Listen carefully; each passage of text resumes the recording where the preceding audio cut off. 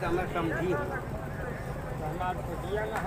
विदेश लंदन से चल करके आए हैं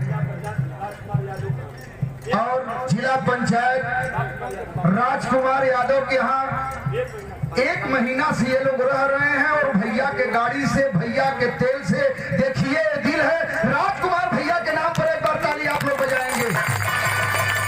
ये दिल है, ये समाज है, ये हमारा आपका ये कर्तव्य बनता है।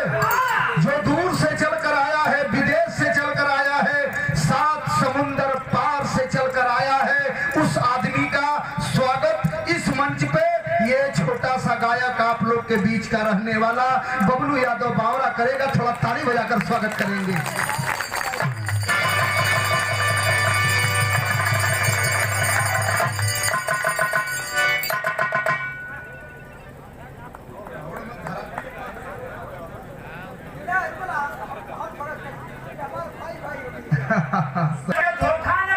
नहीं धोखा तो कही नहीं सकते, बड़ा निगोटा का पक्का आदमी हुआ।